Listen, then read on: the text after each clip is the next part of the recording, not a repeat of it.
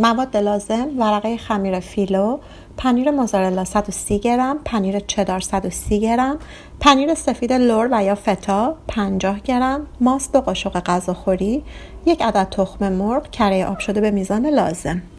من پنیر موزارلا و چدار رو با هم مخلوط کردم، رنده شده شو به این پنیرها پنیر سفید رو اضافه میکنم.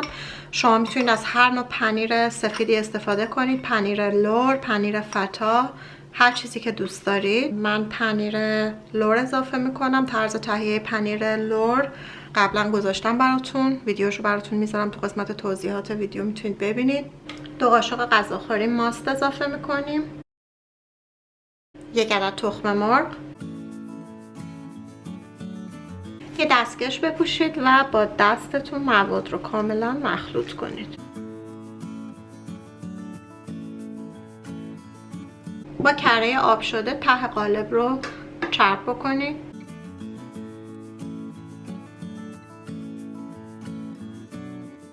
از خمیر فیلو شروع به چیدن ته قالب بکنید و هر لایه رو کره بمالید. سعی کنید لایه نازکی از کره بمالید، خیلی چرب نشه.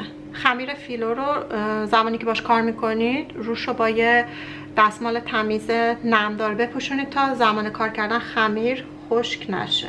حدود 5-6 لایه یا هر چقدر که دوست دارید میتونید از خمیر بچینید ته قالب، اختیاری هستش دوستان.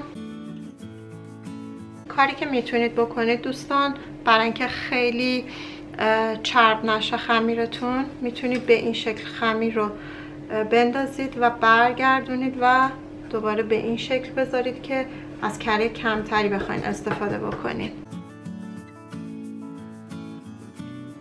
من حدود 7-8 تا لایه خمیر فیلو میذارم برای لایه اولش قبل از اینکه پنیر رو روش بخوام بچینم.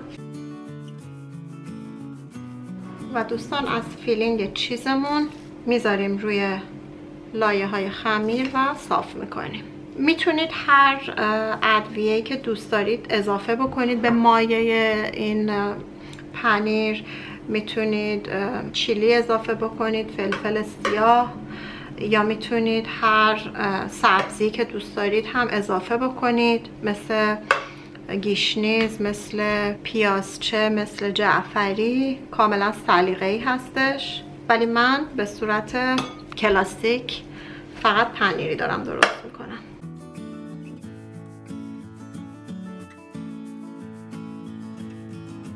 و دوباره دوستان روش رو با لایه های فیلو پر میکنیم و هر لایه رو کره میمالیم. 7-8 لایه فکر میکنم کافی هستش.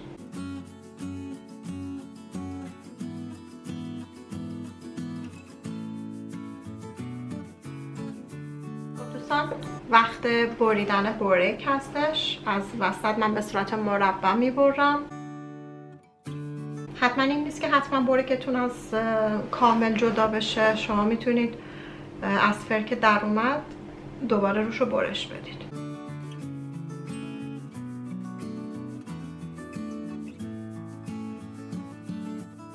خب دوستان، بورک آماده هستش به فر 180 درجه سانتیگراد و یا 350 درجه فارنهایت برای مدت 30 الی 40 دقیقه و یا تا زمانی که طلایی بشه منتقل بشه.